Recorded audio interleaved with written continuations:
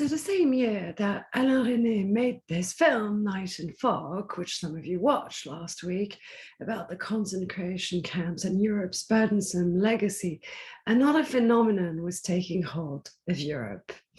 And in order to understand this phenomenon, I would like you to pause the video and go and watch the clip I uploaded of Elvis Presley singing Blue Suede Shoes. And to start again once you have watched the video. So why did I ask you to watch this? Well, in part because this particular element of pop culture that we think might be anecdotal, in fact, illustrates fundamental social and cultural changes of the period.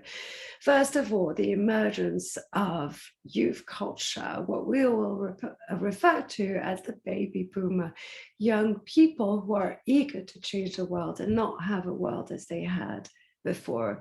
You can see it in music and the emergence of rock and roll, but you can also see in cinema with the explosion of a desire for different social roles. And I would recommend you watch And God Created Women, the extract I also uploaded for this week. So if we think of this moment, we have to think of youth, consumer culture, Americanization, because it is America that had emerged triumphant from World War I and was not now the sole economic giant. But there are two main themes I want to focus on today. First of all, we need to keep in mind that the popularity of rock and roll took place with the Cold War as a backdrop. And in fact, the emergence of the Cold War may have been the most unforeseen event of the post-war era. Think of the fact that 1955, when this track is released by Elvis Presley, is also the year of the Warsaw Pact and the Bandung Non-Aligned Conference, and you will find references to both in your textbook. Now, for many historians, the Cold War did not begin in 1955, but in fact began 10 years earlier, if one is defined a specific date. And one of the ways we should understand the Cold War, and here is the definition, that the Cold War was a very complex series of political rivalries, diplomatic crises, and small wars that occurred over a period of more than 40 years. So in part, thinking about the Cold War sheds light on our present. For those of you who may have paid attention to what's happening in Europe right now with the invasion of Ukraine by Russia, you have to keep in mind that this is also the result of this very long history that dates to the end of World War II, the emergence of the Cold War, but also the emergence of a post-Cold War era that we also date to the fall of the Berlin Wall in 1989. So we can think of our period as a post-Cold War era. But think about how this definition of the Cold War could apply to what is happening in Europe right now. A very complex series of political rivalries on the global scene, diplomatic crises, and small wars that occurred, in the case of the Cold War, over more than 40 years. The Cold War marks the clear political decline of Europe's place in the world for two reasons. One, indeed, the war we've just mentioned, but also because of decolonization, the other main theme of this period. So we need to think of these two as imbricated. But let's think first of the Cold War in Europe, because essentially Europe becomes the battleground for Cold War competition. So as I said, some historians say the Cold War began at the 1945 Yalta Conference. So what happened there? Now, we can have a sense of what happened thanks to Winston Churchill's memoirs. And Churchill is the one who had led Britain to victory during World War II. And he recounts in 1954 that he is sitting along with Stalin and Roosevelt in a room. And what he writes is the following. He says, I wrote out on a sheet of paper, Romania, Russia, 90%, the others, 10%. Greece, UK, 90% in agreement with the USA. Yugoslavia, 50-50. Hungary, 50-50. Bulgaria, Russia, 75%, the others, 25%. I pushed this across to Stalin, who had by then heard the translation. There was a slight pause. Then he took a blue pencil and made a large tick upon it and passed it back to us. It was all settled in no more time than it takes to sit down, end quote. So this is how the world was divided according to Cold War spheres at the end of World War II. At this meeting, Churchill, Stalin, and Roosevelt divided the world, and certainly Europe, among the victors. They also discussed the possibility of an international regulatory body to maintain world peace, the United Nations. And in this meeting, the stage for what was to come was set. Churchill convinced Stalin to accept that Germany would be divided into British, French, German, and Soviet zones at the war's end. They then determined the borders of Poland and the establishment of the UN. Most important was the implicit acknowledgement by Britain and America of continuing Soviet influence in those parts of Eastern Europe where the Red Army had already established its prominence. Because if you remember the map of Europe, the Allies freed Western Europe from Nazi occupation, but it is the Soviet army, and remember the Soviet Union lost the most lives during World War II, that in fact had marched through the east all the way through Poland and freed Eastern Europe.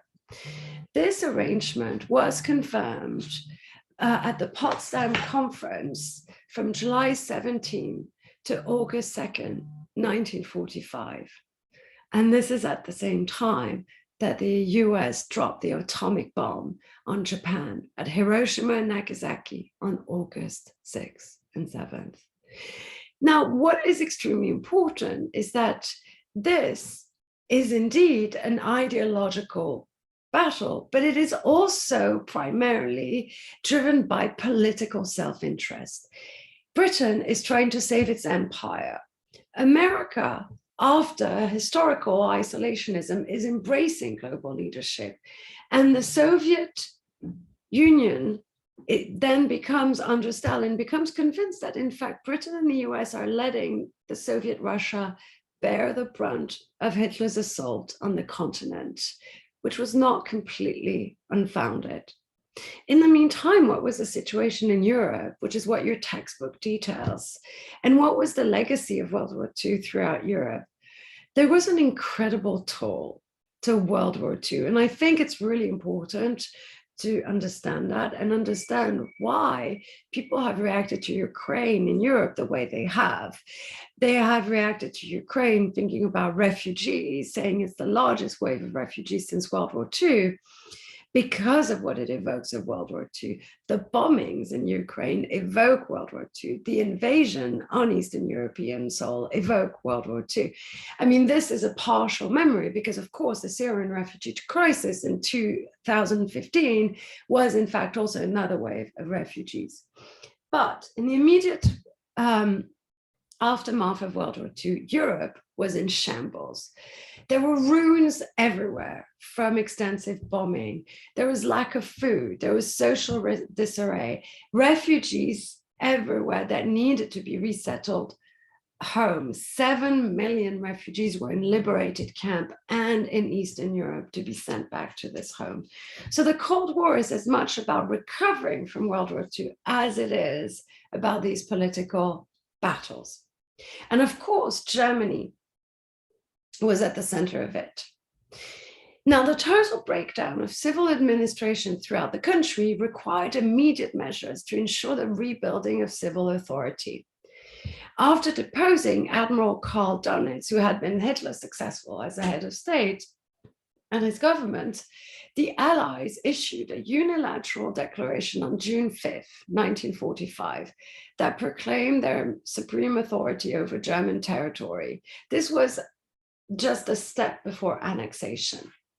So the idea was that the Allies would govern Germany and Austria through 4 occupation zones, one for each of the 4 powers, the United States, Britain, France, and the Soviet Union. Notice the presence of France here, that had actually been under Nazi occupation, is not at the Yalta Conference, but nonetheless is given a historic a role to play, in part because of its historic position in Europe. So the Potsdam Conference finalized how Germany would be treated. And the final accords included provisions for demilitarizing and denazifying Germany and for restructuring German political life alongside democratic principles and to preserve German economic unity. So Allied policy towards Germany can be summed up by the 6 Ds. Division into 4 military occupation zones: disarmament, denazification, deindustrialization, damage payments, democratization. All but democratization and disarmament failed or were soon abandoned, largely because of the Cold War, or in the case of industries, because it wasn't practical. Division continued, but it was merely political, not the temporary military division that was planned. So in fact, this is also where Ukraine, and the present situation of Ukraine, is important, because the decision announced by Germany to remilitarize is something that goes against all that had been decided in the wake of World War II, first by the Allies and then by Germany's historic commitment in denazifying, working through its own past to never commit to militarization. So this is, again, sort of a fundamental shift that takes place. And there was another important milestone, the Nuremberg trials that took place, but they dealt only with the high-ranking Nazi officials, not with all those who were complicit or allowed the Holocaust to happen. Now, this Potsdam Conference led to 2 very important decisions. What's considered the Truman Doctrine in US foreign policy, that is the belief that one must counter political crisis with economic and military aid. This was decided in 1947, and it is very specifically decided as a measure to contain Soviet communism or any other form of communism that emerges anywhere else. And it is because of the Truman Doctrine that the Marshall Plan is decided. That is a program of massive economic aid to Europe to relieve ordinary people of the hardships that were making communism attractive. This was the lesson of the emergence of fascism from the 1930s, that economic crises and political chaos lead to the emergence of troublesome ideologies, fascism, and for the case of liberal Western democracies, communism. So this is the situation. Nonetheless, the tensions between the United States and the Soviet Union keep mounting. This leads to, and you can read about this in the textbook, 2 important phenomena: the Berlin Blockade of 1949 and the creation of NATO, that you may have heard of in the news constantly in the last month. So I want to conclude by telling you a little bit about how Europe recovered. So it's important to keep in mind that just because World War II ended doesn't mean that violence ended.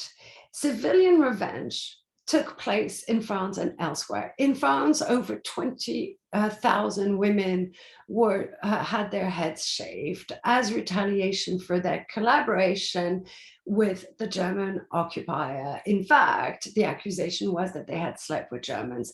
The historical reality was not that. These women who had their heads shaved, who had swastikas drawn on on their body or their head were often just guilty of having tried to find jobs with the Nazis as secretary. So they weren't necessarily politically complicit, but it was a moment of purges throughout France that was incredibly shocking to most. You also have instances of women raped by Russian soldiers as they had liberated Poland and Germany. And you had instances of incredible anti-Semitism against Jewish survivors who had returned, who had survived concentration camps or survived Auschwitz, only to be murdered at the hands of their anti-Semitic neighbors when they went home. Europe's revival accelerated in the 1950s, the era of rock and roll. So what happens then? First of all, women are granted the vote in France and in Italy in 1945 and 1946. And this is what we see is the emphasis put on democratic values. So one is granting women the vote in countries where they didn't have it. The emergence of what we call Christian Democrats. Now, keep in mind that many voters in Western Europe still favored the Communist Party because of what it promised in terms of economic inequities. And in 1949, you have West Germany that is created in the wake in 1948 of the creation of Israel. So the economic recovery was incredible and remarkable in speed. In fact, in Germany, an average citizen's disposable income rose 400% between 1950 and 1970. And Germany wasn't the only economic miracle. The French economy doubled in the 1950s and almost tripled in the 60s. Italy's growth rate reached almost 6% per year in the 50s and accelerated faster in the next decade. And only Britain's economy grew more modestly owing to the survival of inefficient industrial plants. But living standards for wage earners rose quite impressively nonetheless.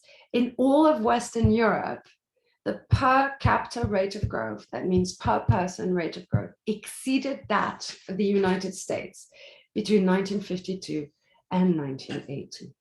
Europe was entering into a golden age of prosperity for the generation that followed World War I, in stark contrast to the depression that had followed the First World War. Unemployment rates fell, and in fact, poverty rates fell. So how did this happen? I want you to keep the following in mind. It is a commitment to a mixed economy. That is, economists and political authorities had drawn two important conclusions from the disastrous depression of the 1930s. That the fascist catastrophe had been due largely to the breakdown of global trading and financial system. And it had been due to the failure of unrestricted free market.